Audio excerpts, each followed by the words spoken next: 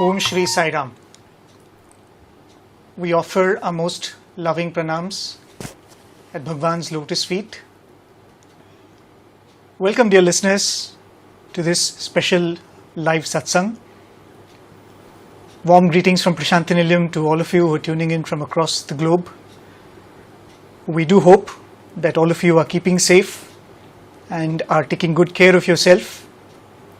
Swami would often say and remind us that this human body is a temple of God, and it is for that purpose that it has to be fostered and taken care of. So it is very important for us in this time to ensure that we take good care of ourselves, follow the instructions given by competent professionals. But even as we do that, I think Swami is giving us this beautiful opportunity to engage our minds and keep them busy in Satsang. And we should be ever grateful for that. There is a beautiful verse by a poet saint who says in his dialogue with the Lord, "Dear Lord, I am able to think of you because you have chosen to enter my consciousness. If you had not chosen to come into my mind, I could not have thought of you." So even to think for a moment about the Lord can be possible only with the grace of the Lord. So we should be ever grateful to Swami, and those of us here as part of Radio Sai team are ever more grateful to play a small part in this beautiful opportunity that Swami is giving all of us. Today is the 22nd of May. What is the topic of discussion is not a secret to any of you. In the year 2007, on this very day, Sai Geetha, who was grossly inadequately described as Swami's pet elephant,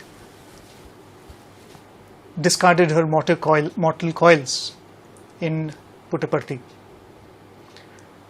Why are we discussing about an elephant, a pet elephant, on a satsang? Shouldn't we be talking about something more esoteric, something more philosophical, Advaita maybe, Vishishtadvaita probably? Why are we talking about an elephant? One cannot help but go back to the predicament of King Parikshit when he got to know about the curse which said that he is not going to live for more than 7 days.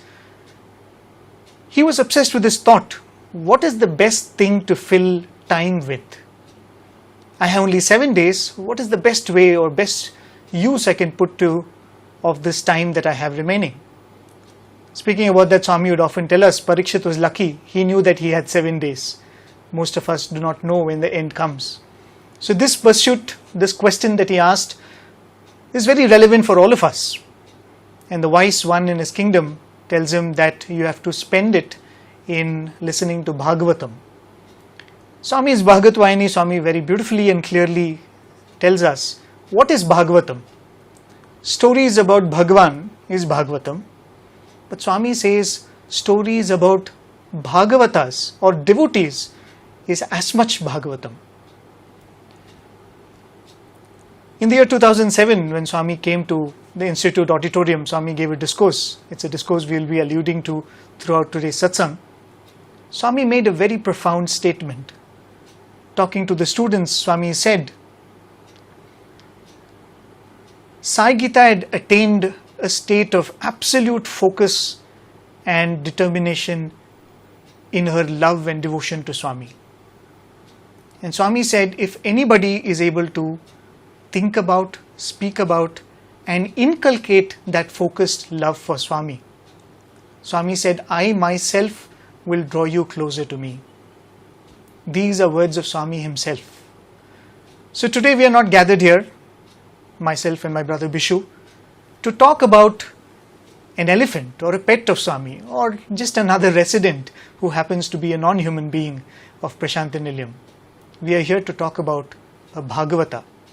We are here to talk about a small chapter from Sai Bhagavatam. I'll invite brother Bishu to join all of us and begin by sharing his introductory thoughts.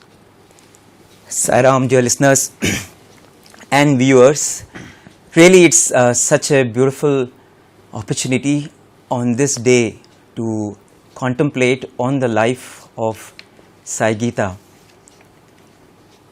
in that discourse Bhagwan gave in the Institute auditorium, Swami very clearly said, if only you can remember, recollect, ruminate and relish that sweet relationship that exists between Swami and Sai Geetha. Swami said, then I will myself draw you closer to me. I will make you near and dear to me. And why would anyone not want to drink from this cup of nectar? Sai Baba Gita Sudha Madhuram Madhuram Anandam.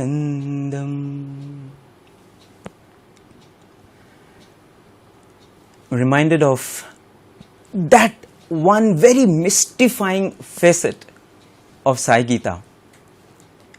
It always happened that Sai Geetha knew Swami's movements, Swami's arrivals. There have been so many occasions when Bhagwan would start from the mandir, from the Sai Kulwant hall, and 2 kilometers away, Sai Geetha would get restless. She would want to go near the gate. She would want to take her position and not miss the darshan.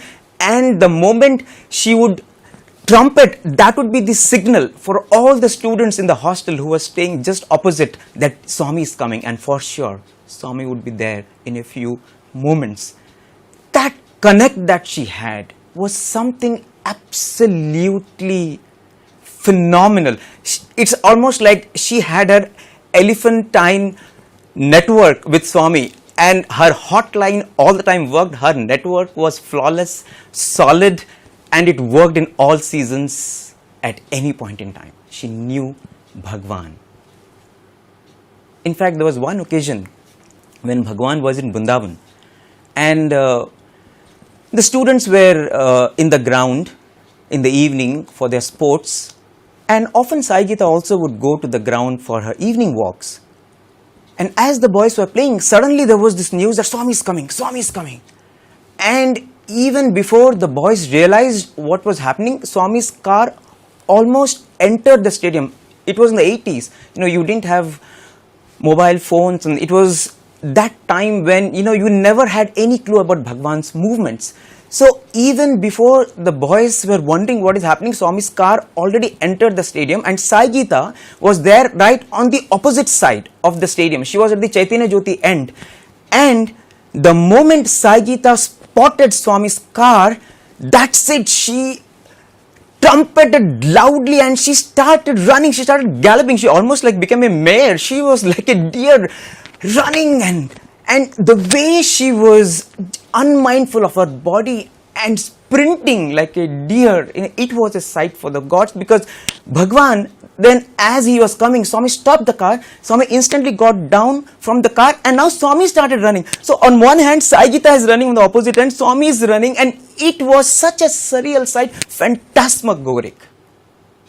And everyone who were there, all the students, they were waiting to see what will happen now. It was like the heavens had come down, and as both of them met, the way Sai Geetha wanted to hug Swami, Swami wanted to hug Sai Geetha, and the way that love exchange continued for minutes, it was almost like Swami was hidden between the front legs of Sai Geetha, and she was constantly caressing Swami's feet. She was caressing Swami's cheeks, and it was almost like she just wanted to take her Swami and go off.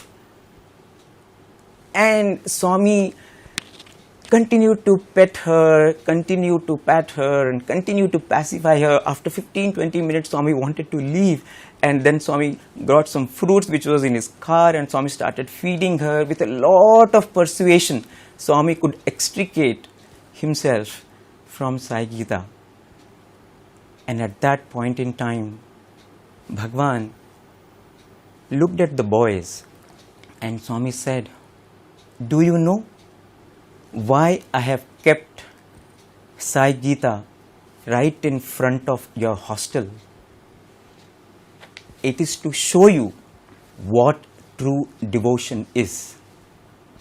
If you have even an iota of the love that Sai Geetha has for me, Swami said, your life will be sanctified. On another occasion, when Bhagwan was in front of the hostel on the tar road, Swami was with Sai Geetha, and at times it happens that Sai Geetha starts urinating, overwhelmed with emotion. And when that happened, Swami's robe completely became wet.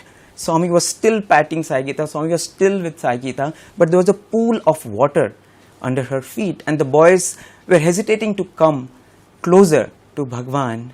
And Swami looked at the boys and Swami said, if you drink a cup of urine of Sai Geetha, maybe you will get an iota of devotion that she has.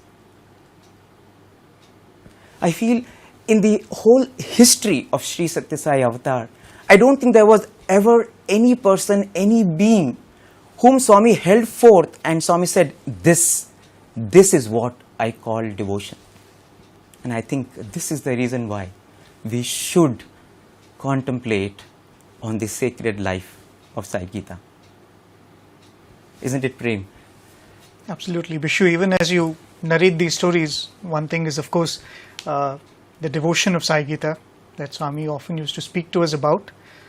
The whole setting of the stadium, Swami coming in his car without much ado, very casually coming, Sai Geetha coming, or Sai Geetha coming to the mandir, all of these, we probably will never get to see sights as beautiful as this ever anymore. There is much we can speak about Sai Geetha's life from the time she came to Swami and till the last moments that she was blessed to spend in Swami's presence. But Swami would often say, whenever he would give his discourses, Swami would make a reference to the lives of many devotees. A few that I recall, Mother Ishwaramma, whom we spoke about the last time, Kamavadani Garu, the great Vedic scholar, few Subhamma, Swami's foster mother. Swami would mention about all of these people and especially make a mention of their last few moments. And Swami would say that if you have led a life of nobility, it will show in the way you bid farewell to this world. So in the next few moments we thought we would relive those few days, those last few days of Sai Geetha's earthly sojourn. It all started off in the summer of 2007, to the month of April, and Swami was going to Kodaikanal. That is nothing new about that. Probably the only new thing is Swami was going for Kodaikanal from Prasanthi Nilayam itself. And even as he was driving past the main road where we all know Sai Geetha's residence was, she came out, Swami stopped the car, and a very similar interaction to what Bishu had narrated happened. A beautiful exchange of love between Sai Geetha and Swami. She was also very happy, but after Swami left, her reaction was very different from what it used to be after such interactions that she would have with Swami. Because Pedareddy Garu, the caretaker of Sai Geetha for many years, he would say that joy that she feels for those few moments when she is with Swami would carry forward for many, many hours after that. But that day it was very different, because after Swami left, she started crying out.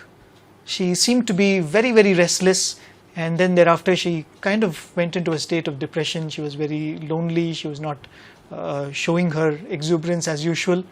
So something seemed to have happened in that interaction, but nobody else knew and nobody else could have guessed. But what was even more surprising was what happened later that summer. Because that particular year, Swami chose to return abruptly from Kodaikanal, and instead of going to Vrindavan, which used to be his usual practice, Swami chose to come to Prasanthi Nilayam directly. Everyone was surprised. We were all around. We were all surprised that Swami is making a change like this. Again, Swami came back on that main road. Swami stopped where Sai Geetha was standing. This time the interaction was a little more sober, a little more calm. Swami was also a little calm. Sai Geetha also was a little withdrawn, not withdrawn from Swami, but her reactions were not as exuberant as it used to be. Nobody could have guessed what happened, because much later the whole world was to witness what was going to happen. But all of the setting, I mean, now when we look back, there's no surprise in what happened, but something like this was unheard of. And what a beautiful connection between Swami and Sai Geetha, that he knew it was her last moments and he was hundreds of miles away. I mean, one cannot but draw parallels between the passing away of Subbamma and Swami. The story goes that Swami was in Tirupati when Subbamma passes away. Of course, she passes away. The news has been declared that she is no more. But Swami is still arriving from Tirupati. 2 days later, he comes. He abruptly changes all his plans and he comes. In the case of Sai Geetha, something very similar seems to have happened. Abruptly, he ended his Kodai trip, did not go to Vrindavan, and came back to Parthi, because the next few days, for all of us who were surprised why Swami had changed his plans, the story was revealing slowly. Yes, Prem, the story was revealing. And if you see, 2 days before the final fateful day, on 20th May 2007, something very unusual happened. Something which completely perplexed Pedareddy Garu. That night, 20th May, Sai Geetha, for some reason in the middle of the night, she just broke her chains and walked off into the ground, and she was relaxing on the sand. When Pedareddy Garu came in the morning, he was very surprised. It had never happened before.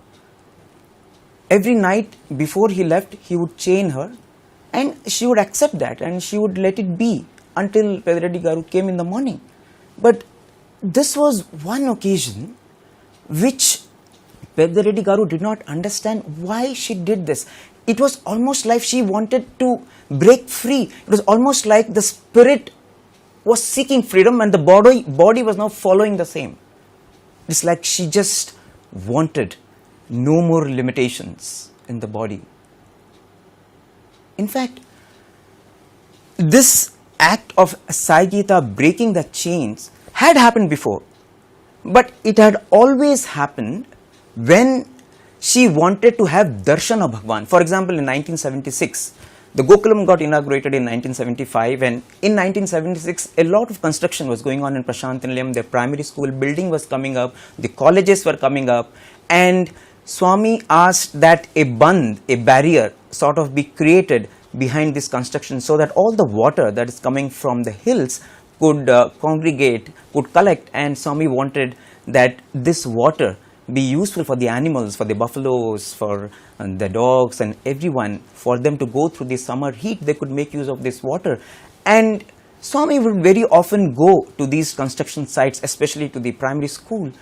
And one day, when Bhagwan came to the primary school site to supervise and talk to the engineers there, the moment Swami reached there, Sai Geetha, who was 400 meters away in Gokulam, she knew, she sensed, and she just broke her chains and she started running. Construction was going on, there were sharp-edged rocks, there was water, there was boulders. She bounced on the boulders, she jumped over the rocks. There was such undulating terrain, there was so much of slush and everything. She just didn't care. She just galloped. And she came to Bhagwan. And when she came to Swami, it was almost like she covered a half-kilometer hurdle race with great success in minutes. And she was there at the feet of Bhagwan. And once she was in Bhagwan's presence, because there were people around Swami, so she was calm, she became quiet, she waited for Swami to come near her, and then obsequiously did her pranams and waited for Swami to caress her and fondle her. And Swami looked at the boys and Swami said, "See Ram, see her devotion. In comparison, all of you are Dunnapotas, all of you are buffaloes in comparison, if you see the love that she has for Swami." So this was one occasion when she had broken the chains. It had happened a few other times also, but it was always because she was unable to control to see Swami. But 20th night, it was absolutely for a different reason. Swami was in Yajur Mandir and Sai Geetha in the middle of the night just breaks the chains. So in the morning, Pedareddy Garu unable to understand what is happening, he does a welding of the chains, and on 21st night when he's leaving, he again chains Sai Geetha, and that night nothing happens, the chains are intact. But early in the morning, 5:30, Sai Geetha again repeats, she breaks the chain and she's out onto the grasses, on the sands.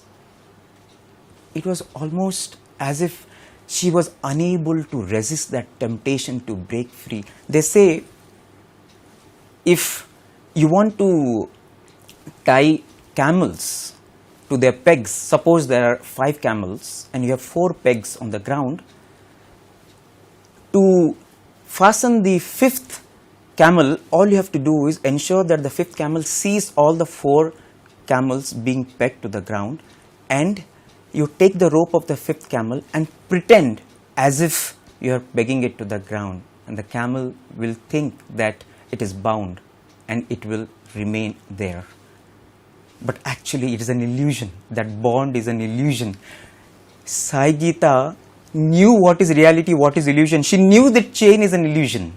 She wanted to break free. She knew this world is an illusion. She knew what is true and what is not. All these days she allowed herself to be bound, but now she just wanted to be free.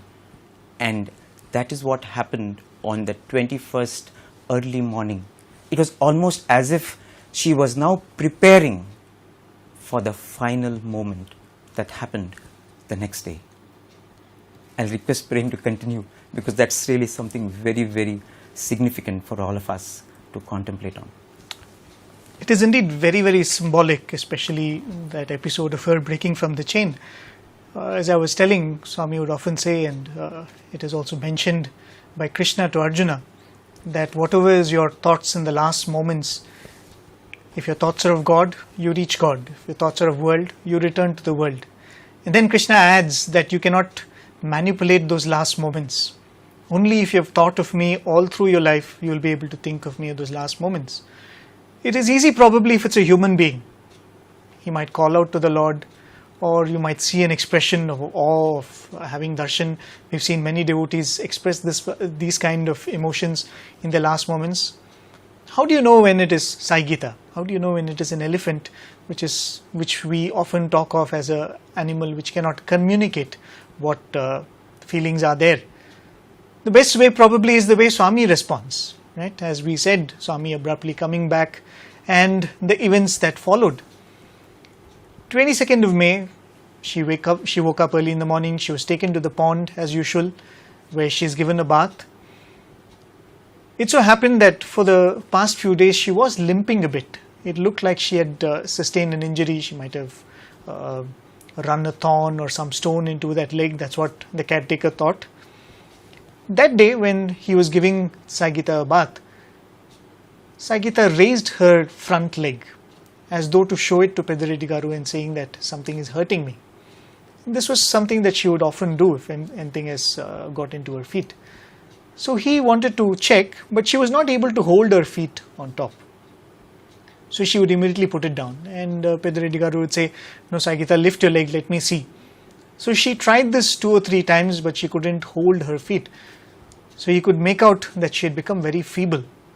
And the 3rd time when she lifted and she tried to hold so that he can see, she collapsed on all her fours. She just sat down. Pedareddy Garu looked at her feet. There didn't seem to be anything wrong. He thought there must be some internal problem. But now another bigger problem came, because after Sai Geetha sat down, now she was not able to get up. Because apparently she had not sat down for almost 1.5 years. Even while sleeping, she used to stand and sleep or lean against the wall and sleep.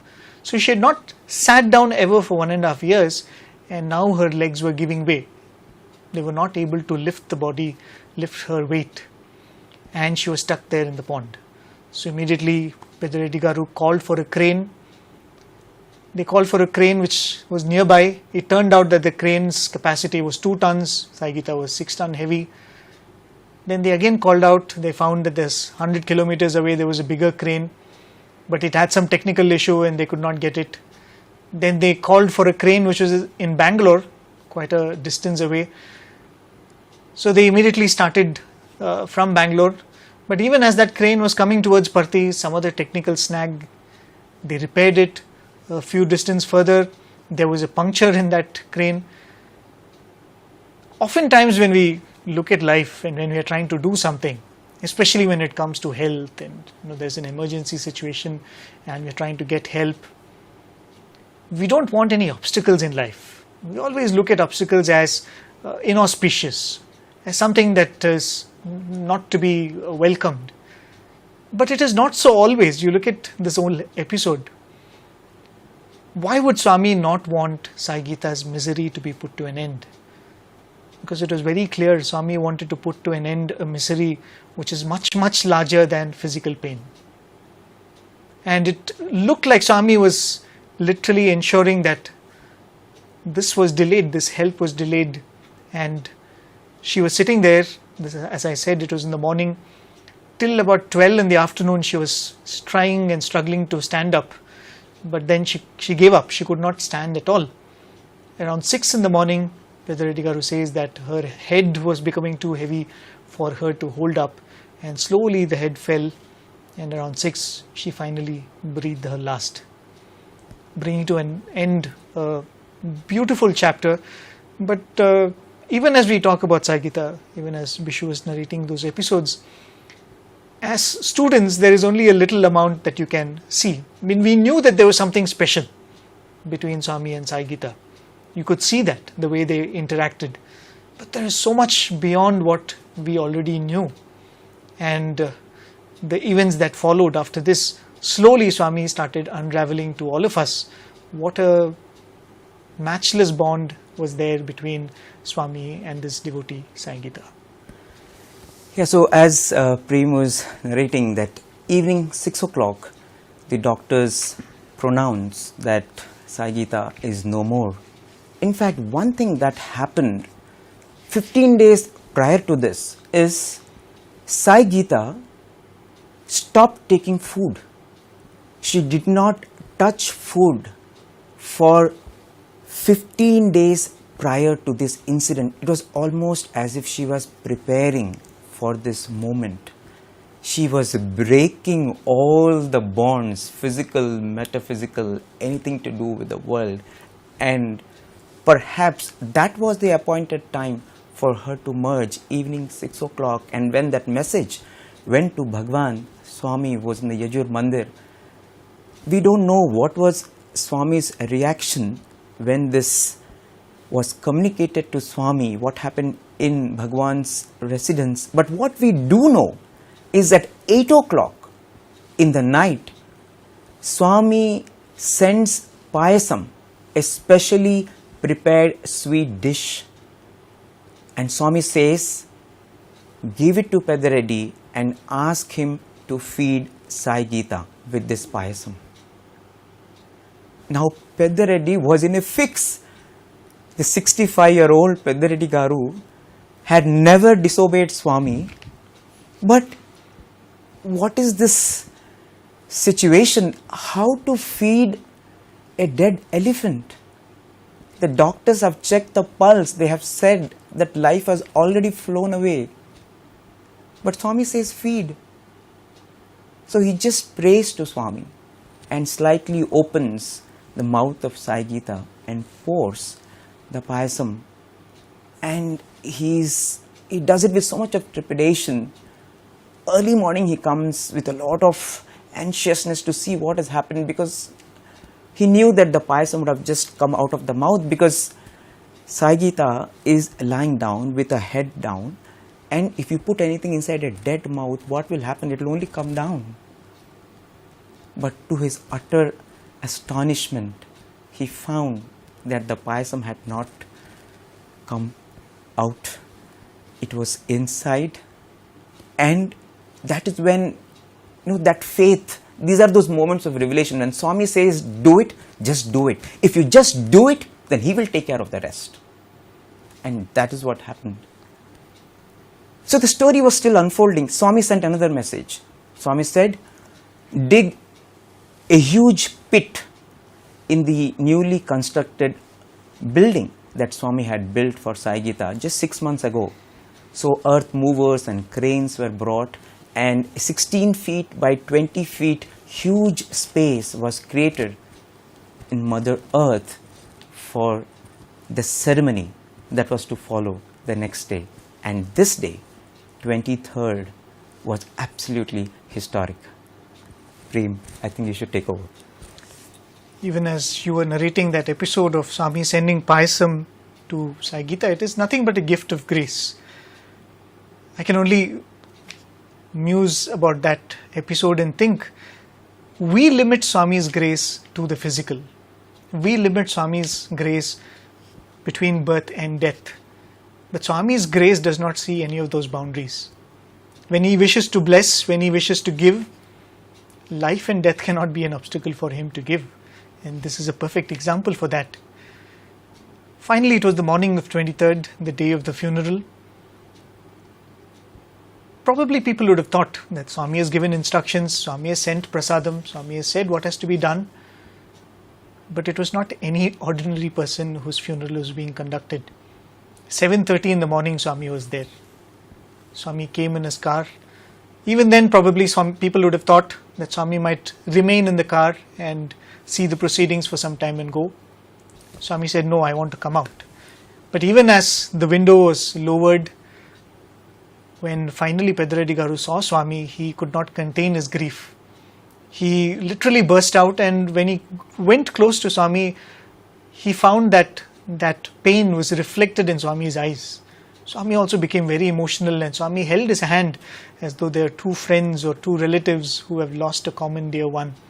And that really was the case, because even as Swami was holding this caretaker's hand and consoling him, Swami said words which reveal to us who she is.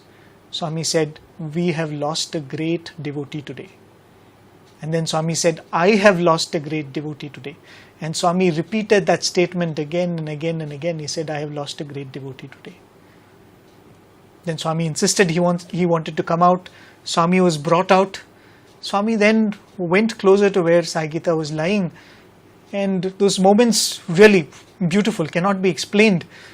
I don't know any other devotee, how many devotees can claim that they had such love from Swami. Swami patted her head, caressed her face. Then Swami asked for vibhuti, and Swami himself applied all over her face. And Swami was constantly patting her face, Sai Geetha, Sai Geetha, Sai Geetha. And then Swami said to Pedaredi Garu, open her eyes. And he opened her eyelids. Again, it was surprising because it had more than 12 hours had gone by. The body should have started becoming stiff, but the eyelids were still supple. He was able to open her eyelids, and Swami looked at her. Later in that discourse that Swami gave in the June of 7th of June 2007 in the auditorium, Swami said, she saw me. Her eyes were opened and she saw me, and Swami said, I told her, Sai Geetha, Veltunava, are you going? Velira Bangaru, go and come. Swami told. So it was not an ordinary passing away, I mean, to say the least. This beautiful interaction, and for as much as we could see with our own eyes, there was so much more happening which was beyond our perception. And Swami was revealing all that through this episode. So that is what happened when Swami came at 7:30 in the morning on 23rd. That was his first visit, because after blessing her like this, Swami returned and came back later, isn't it, Bishop? Yeah, as Swami blessed Sai Geetha, and after that merger happened, the story actually did not end. Sai Geetha breathed her last. Swami put vibhuti all over her body. It was almost like Swami wanted to hug her. If you were there on that day, you would have seen how much Swami was almost all over. He wanted to be all over Sai Geetha. And that is what Swami did that day. Swami wanted to be there all throughout the day. After that, Swami instructed how the pit, the sacred pit, should be made ready for Sai Geetha. Clear instruction. Sai Geetha's body should not be dragged. Swami said her body has to be carefully lifted. And before that was done, what should go into the pit? Kumkum, haldi, turmeric, vermilion, vibhuti, sugar cane leaves. Swami said everything that she loved to eat, her choicest grasses, leaves, everything has to be placed. And Swami was personally inspecting what will go after which item. And after some time, Swami asked Peddaraedi Garu, come with me. And Swami went back to Yajur Mandir. Swami went to his room, and now Swami came with a bag. This bag contained all the jewellery of Sai Geetha. Swami used to keep Sai Geetha's jewellery in his own room, in his own bedroom. So, all those beautiful embroidered body blanket, those necklaces, those earrings, and those beautiful garlands, everything was brought out, anklets. And then Swami said, go take this, dress her up very well, dress her up how we used to dress her during festivals, put everything. And Swami gave clothes to Peddaraedi Garu. Swami said, you also wear these new clothes and you come there. So Swami returns to the sacred site. Now, all the devotees thought, okay, everything's story is over, Swami's gone back. No one ever expected that Swami will come back again. And Swami was there, and now Swami again personally directed how the lifting of Sai Geetha's body should be done. Under the watchful eyes of Swami, protective eyes of Swami, everything was done. Swami asked the Central Trust members to offer garlands, when to put vibhuti, when to put turmeric after the body was placed. And after everything was done, and the body was placed and the pit was covered, even then, you would see that Swami was still there. He just kept looking at that side. It was almost 1 o'clock in the afternoon, and everyone was concerned because it's May, it's so hot. But Swami did not want to go inside. They were telling Swami, you come to the shade, Swami, you rest. No. Swami said, I want to be there. So he directed every little thing. I don't think there is any person, any being, anybody in the planet whose funeral Swami attended. He not only attended, he directed every little detail of that ceremony. Not only that, 11 days later, in Indian tradition, you have the 11th day ceremony. On that day, Swami came with a plate full of fruits, bananas, apples and sweets, and Swami placed it at the samadhi of Sai Geetha. Swami took that, went to the Gokulam, and Swami fed the Gokulam cows with that prasadam. When I reflect on these moments, what really comes to me is that beautiful episode from Ramayana, where Jatayu was on the lap of Rama. He was crying out, Jatayu was crying out, Rama, Rama, Rama, on the lap of Rama as Rama was stroking Jatayu. Jatayu breathed her last. And it is the same with Sai Geetha. Here, Sai Geetha was waiting. Swami says that in the discourse in the Institute auditorium. 15 days after this event, when Swami came, Swami said Sai Geetha was waiting. And Sai Geetha was waiting, chanting Sai Ram, Sai Ram. Swami comes, places vibhuti and bids her farewell. And when you think about this relationship, this is something absolutely unparalleled, and I think that is the reason why the story of Sai Geetha is a Bhagavad Gita for all of us. The story of Sai Geetha has such deep lessons that it can really emancipate our lives. In fact, there is so much more about Sai Geetha. We will take you further a little bit to what Swami said when Swami came to the Institute auditorium after this event on June 7th, 2007, because those were moments when Bhagwan made revelations. It came directly from Swami about his beloved Sai Geetha. And I'll request for him to continue the satsang. Yes, the 7th of June 2007, Swami had come to the auditorium. The setting of that discourse was also very telling. This was, for many times Swami would do this, many years Swami has done this. The first moral class of the academic year, Swami would come and visit the auditorium and Swami would give a discourse. This was something that Swami had done for many years, and I think after a gap of a few years, Swami was coming for the first moral class in that year. And imagine in such a discourse, when Swami is there to inspire the students, Swami is there to give an instruction as to how one has to lead their life, especially when they have this opportunity to be with Swami, he chooses to speak about Sai Geetha. And even as he started speaking about Sai Geetha, Swami became very, very emotional. And as soon as he started choking, Swami said, "But this is not grief. Do not mistake this to be sorrow. Such emotions have no place in my heart." And then Swami said something very beautiful. Swami said, "This is not grief, this is Vatsalyam." Vatsalyam is the pure, unsullied love that a mother has for her children. Swami said, "This is Vatsalyam." And then Swami went on to explain so beautifully how she came to Swami as a 10-day-old small baby. And Swami said, "I had dipped my fingers in honey and I put my fingers in her mouth, and she was suckling Swami's fingers." And of course, Swami explains of how she lost her mother. That is how she comes to Swami. In a Kheda operation, she loses her mother. And when Swami is visiting that place, Madhumalai, the forest officials say that, "Swami, this is an orphaned baby, why don't you take it?" And that is how she comes to Swami. And Swami said that, "I started feeding her, and later I started feeding her milk with a feeding bottle." And in Swami's own words, Swami said, "I gave her so much love that she forgot about her own mother." How beautiful is this? Swami saying that he became her mother, that Vatsalyam.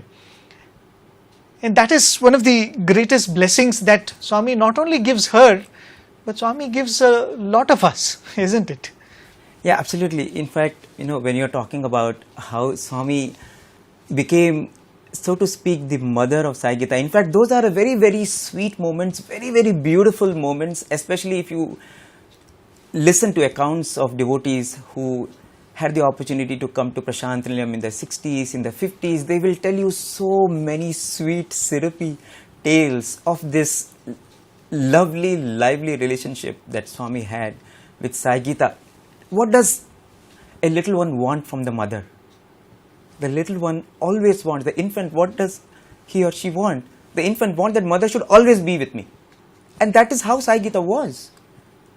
Sai Geetha always was with Swami. Swami used to say that in the early days, I used to take her in my car, on the bonnet, and behind my car. She was so small, she used to come inside the interview room. And that is how it was. She was always with Swami. In fact, Swami constructed her little home just outside his window. Swami was staying at that point of time in the mandir, in the sanctum sanctorum as it is today, which is attached to the Sai Kulwant Hall. Swami was staying in the first floor, and Swami, if he looked out of the window, Swami could see Sai Geetha. That is where Sai Geetha was staying. At that point in time, there was a big tree there, and that was the residence of Sai Geetha.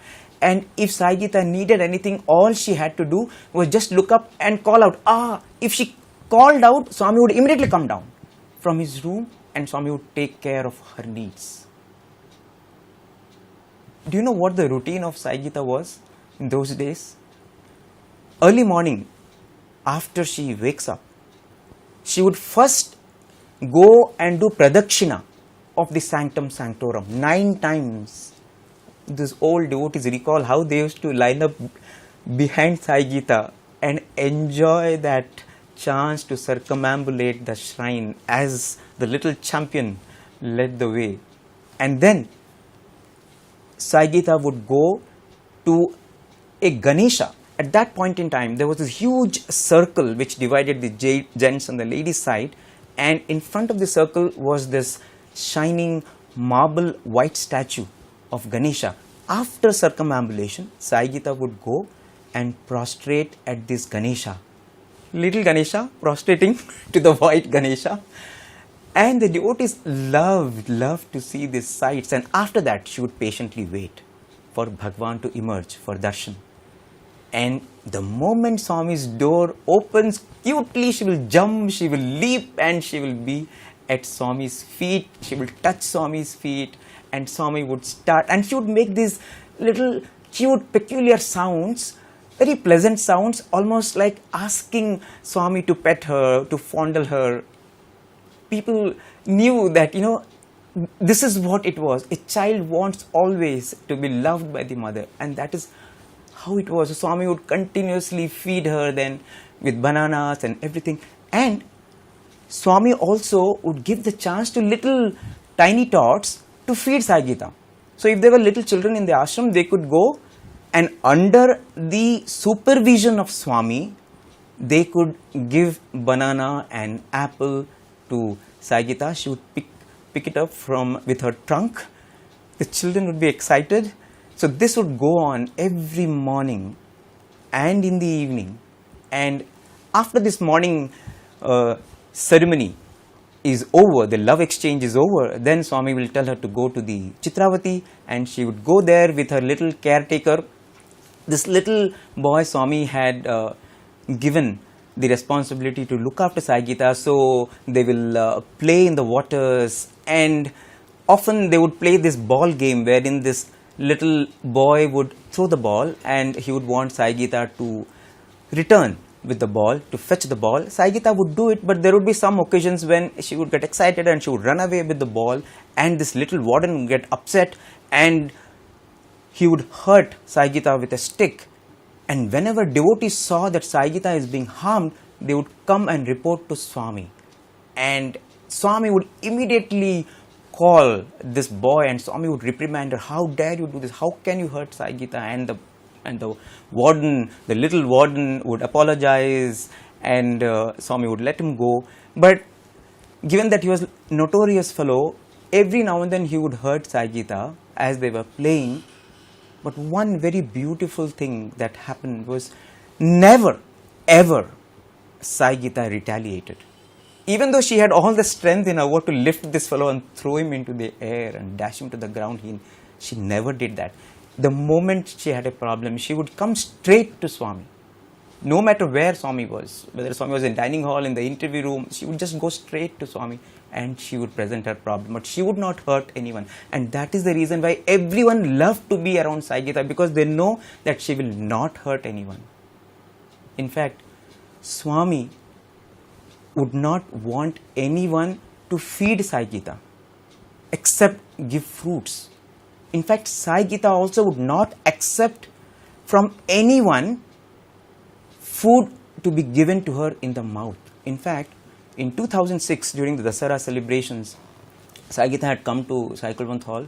Bhagwan came out in the sofa, the moving sofa, and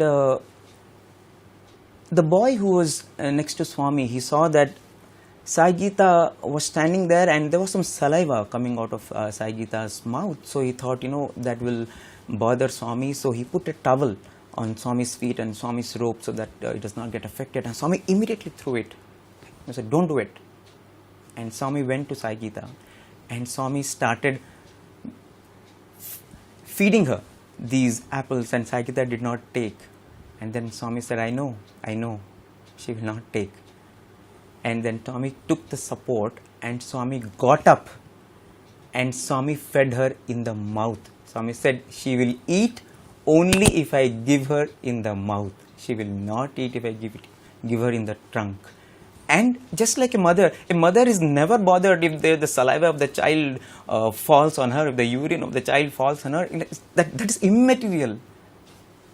The love and the care that the child needs is what matters, and that is how it was for Swami. It did not matter how he was when he was with Swami. Only it mattered that Sai Geetha should be completely made comfortable and she should be filled with love, and that is what happened. In fact, Swami used to make rice and chakra pongal This is what Swami used to personally feed Sai Geetha. Others can give only fruits.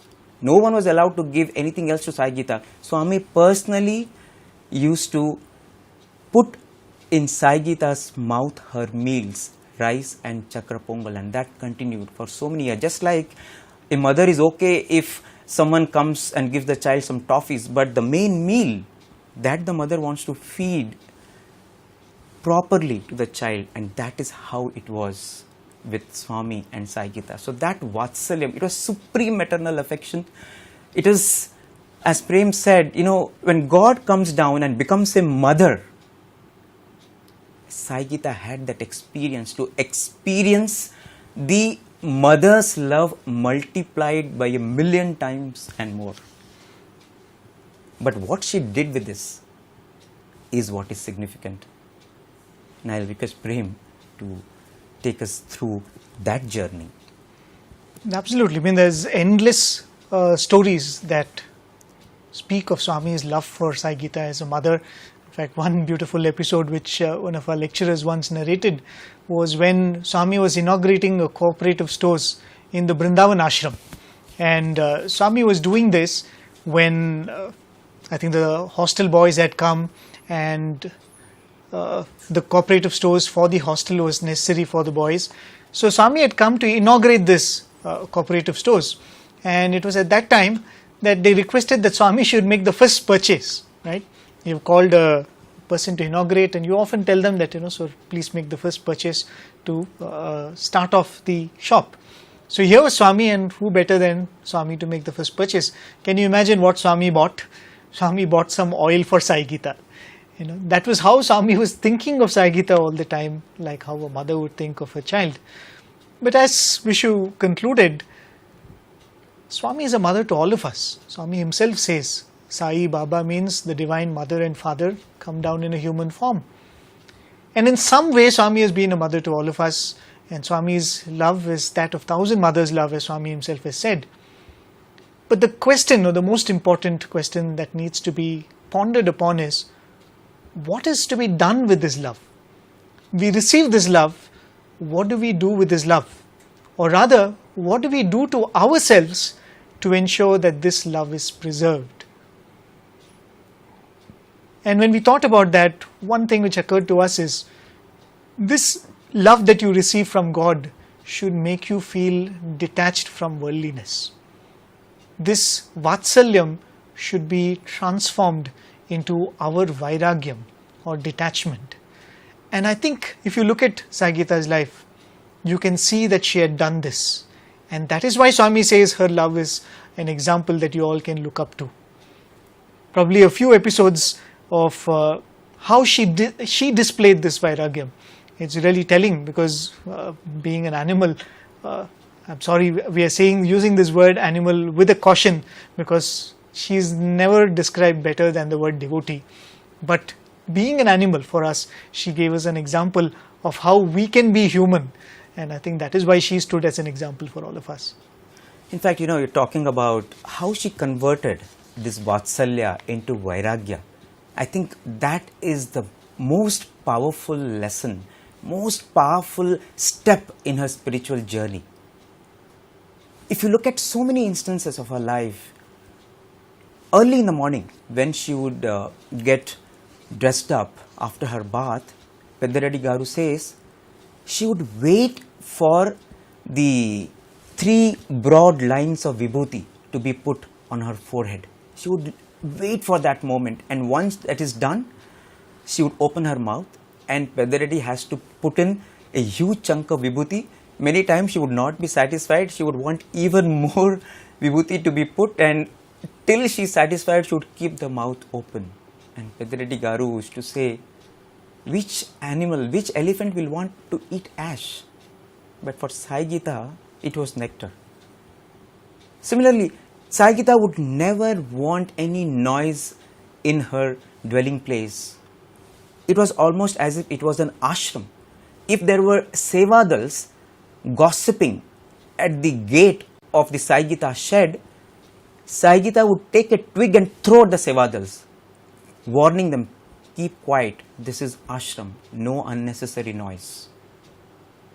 and she was very particular about who can come near her. She would never allow anyone to come easily near her. Only exception was the students, because she felt that Swami loves the students. In fact, there was one occasion when there was an assistant who was brought in to help Pediredi Garu, because Pediredi Garu had so many other responsibilities looking after the South Indian canteen also. But Sai Geetha did not accept this person. She did not accept this person until the day Swami blessed this person in the mandir. When Swami blessed him in the mandir, somehow in the Sai Geetha shed, Sai Geetha sensed, she knew that okay, now this person is fine to come near me and serve me.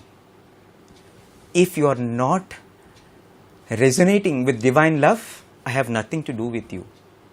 In fact, it reminds me of Hanuman.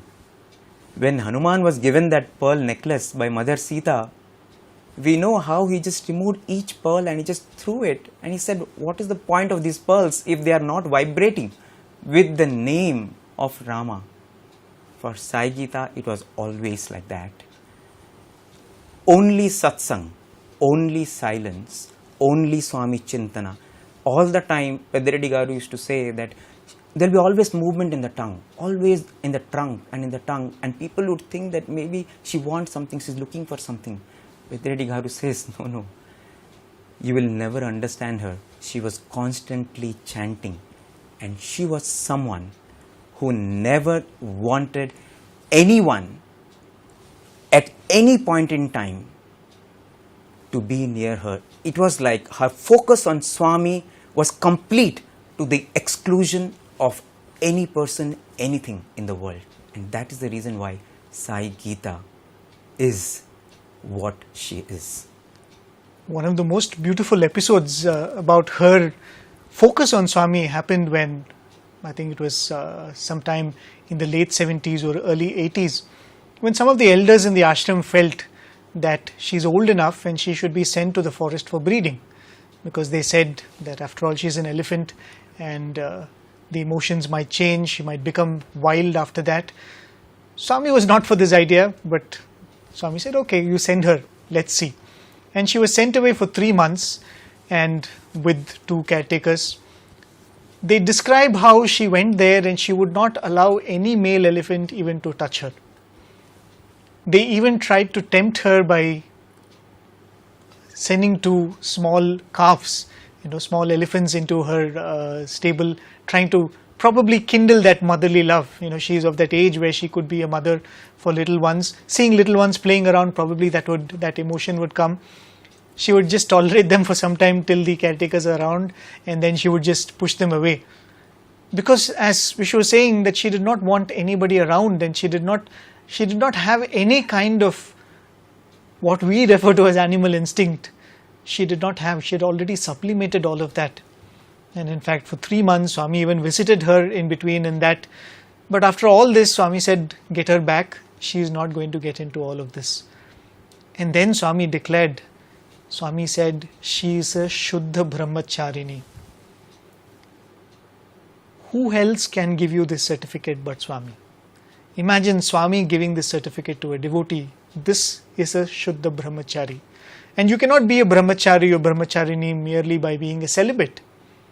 Swami clearly says, who is a Brahmachari? One whose mind is always focused on Brahman is alone a Brahmachari. Because her mind was always focused on Swami, she did not have any attachment to the world, she did not have any desires, and that is how she had sublimated this Vatsalyam that she had received. Because like all of us, Swami's love remains constant, but that expression of love changes. She did not have this same intimate love all through her life. Initially she was very close to Swami, then her residence was moved further away. Swami would not see her every day like how she used to when she was a small one. So Swami's expression of love will undergo a change. But she had ensured that she had taken that love that she had received from Swami and converted it into this Vairagya as we were trying to convey to you. And I think this is the most powerful thing of her journey. Pediredi Garu used to say that yes, it started off as a mother-child relationship, but after that, it just zoomed to be a devotee-lord relationship, and from there on, moving on to she becoming a jnani. She had almost like become a sarvantaryami. She knew what was happening all the time. 4 days before she left her mortal coil, she had actually communicated to Pedareddy that she does not want to continue anymore. Pedareddy and she, they had their own ways of communication. Pedareddy Garu did not understand what she was trying to say, but it was very clear that she wanted to leave. Her time had come. In fact, 6 months before, when Bhagwan had built that new structure for her, and this was a structure which was done so beautifully, ornate carvings, and if you can anytime see, it was made like a palace. Until now, Sai Gita was staying in sheds, and Swami called Pedareddy Garu, and Swami said, see, now we are building for Sai Gita a big, beautiful and a permanent building for her. And Pedareddy at that point in time thought that maybe now she will not be moved, because by that time she had moved 5 places of stay. And Pedareddy Garu says that on the inauguration day, Sai Geetha somehow was very reluctant. She did not want to go into that new building. People around thought that, elephants, they like grass and sand. Maybe this is concrete structure, that's why she's not comfortable. But little minds, what can little minds understand about the designs of evolved souls? We, in our small minds, make these foolish guesses and foolish conclusions about the acts of those whose mind has merged with Swami. That is what happened to Sai Geetha. From Vatsalyam, the love that she received, she always knew the value of the love she received, and she converted that love into so deep an attachment for Bhagwan that for Sai Geetha, it was only Sai, Sai and Sai. And for Sai, it was a devotee that perhaps was so incomparable that probably you can only think of the Gopikas in that light. In the present times, perhaps there was no one who captured Swami's heart to this extent that Swami lifted and showed, if you want to be a devotee, be like Sai Geetha. Madhura, Madhura, Sai Bodha, Madhura, Madhura, Sai Geetha, Sundara, Sundara, Sai Rupa, Jayatu, Jayatu, Sai Krishna. We had this beautiful opportunity to do a little video on Sai Geetha on the first anniversary of her passing in 2008 in the month of June, and Bhagwan very graciously personally saw this video, and we are so happy now to share this video with all of you. As you see this, we hope it will enthrall you and it will inspire you to love Bhagwan like Sai Geetha did and become a beloved of Swami. Thank you so much. Sai Ram.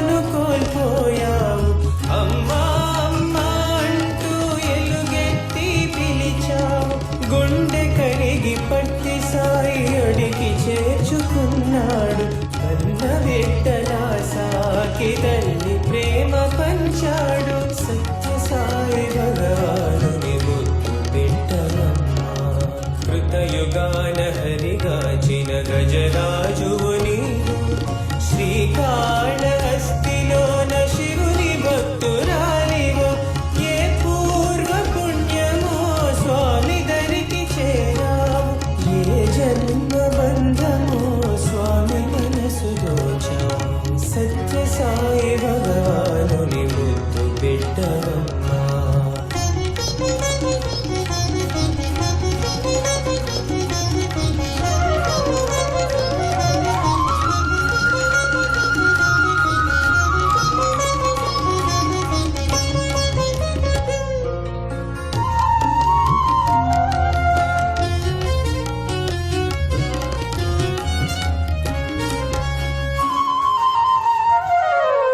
నీ చిలిపి చేతలతో సాయిని అలరించా, నీ చిలిపి చేతలతో సాయిని అలరించా.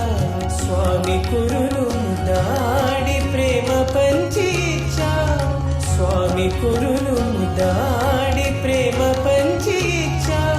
సత్య సాయి భగవానుని భక్తితో కొలిచావు, సత్య సాయి భగవానుని భక్తితో కొలిచావు. స్వామి క్షణం మరుగైతే కన్నీరు నింపావు, సత్య సాయి భగవానుని ముద్దు బిడ్డవమ్మ.